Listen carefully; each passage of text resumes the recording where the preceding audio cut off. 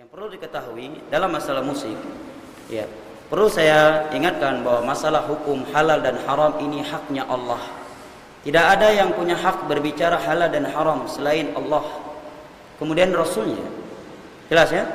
Hak murni Allah Subhanahu wa taala.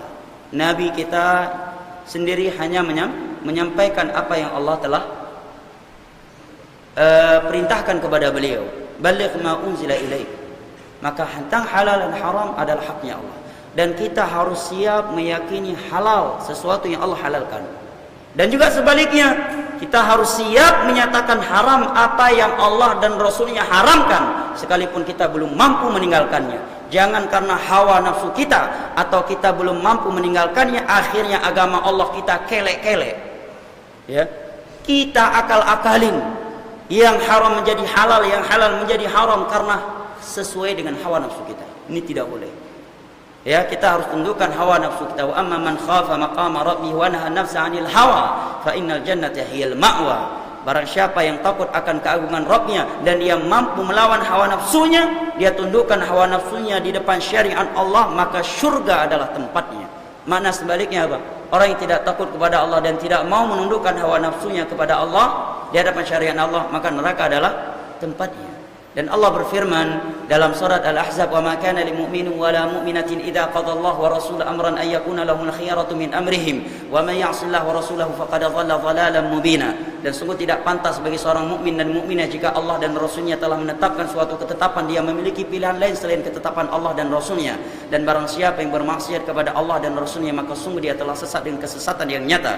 Dalam surat An-Nur juga Allah berfirman, "Innama kana qaulal mu'minina idza du'u ila Allah wa rasulihi liyahkuma bainahum ay yaqulu sami'na wa ata'na wa ulaika humul muflihun." Sesungguhnya kriteria kaum mukminin itu tatkala diseru pada hukum Allah dan Rasulnya untuk berhukum dengannya, dia senantiasa menyatakan sami'na wa ata'na, dan mereka itu adalah orang-orang yang beruntung.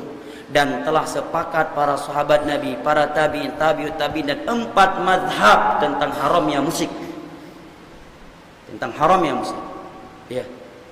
Yang menghalalkannya nanti di hari kiamat berhadapan dengan Allah dan Rasulnya. Apa dalilnya? Banyak. Di antara firman Allah dalam surah Luqman, "Wa minan nasi may yashtari lahwal hadits liyudhilla bihi liyudhillan nas liyudhilla an sabilillah." Di antara manusia ada yang perjualbelikan lahwal hadis untuk menyesatkan manusia dari jalan Allah. Dan sahabat Abdullah bin Mas'ud bersumpah dengan ayat ini bahwa dimaksud dengan lahwal hadis di sini adalah musik. Musik dan nyanyian-nyanyiannya. Dan juga hadis Nabi dalam Sunan Abu Dawud. Nabi menyatakan, "La yakunanna fi ummati aqwamun yastahilluna al-hirra wal harira wal ma'azif." Sesungguhnya akan ada di akhir zaman nanti dari umatku yang membolehkan prostitusi. Jangankan prostitusi, LGBT aja ada yang membolehkan, ya kan? Kalau non muslim yang membela kita nggak heran. Ini mengatasnamakan Islam. Padahal hukuman LGBT kaum Lut menurut sahabat Ali bin Abi Thalib, bahkan sebagian sahabat yang lain dibakar hidup-hidup menurut para sahabat. Itu hukum homoseks dalam Islam. Ya, paling rendah ucapannya kata sahabat Ali bin Abi Thalib, cari gedung yang paling tinggi di negara itu, naikkan dia hidup-hidup, lemparkan kepalanya ke bawah. Ya. Sebagian ulama ada yang menyatakan duburnya harus dimasukkan besi yang panas. Bukan masalah kecil, masalah homoseks.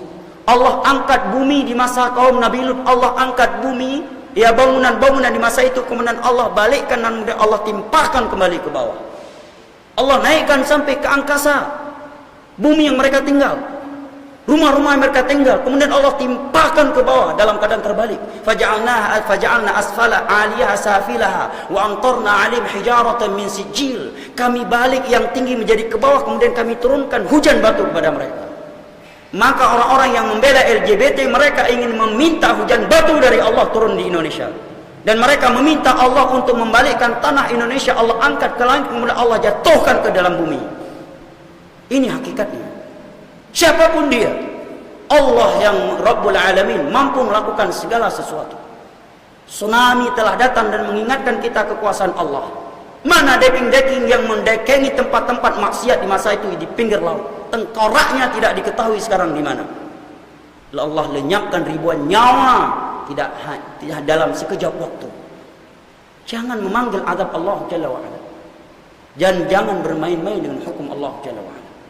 Maka Nabi menyatakan di akhir zaman nanti akan ada sebagian kaum yang menghalalkan prostitusi dan kain sutera. Dan yang terakhir itu syahidnya yang menghalalkan musik. Jadi kalau ada ustaz yang menghalalkan musik, betul, karena Nabi memang telah memberitakan, dan itu adalah orang salah satunya.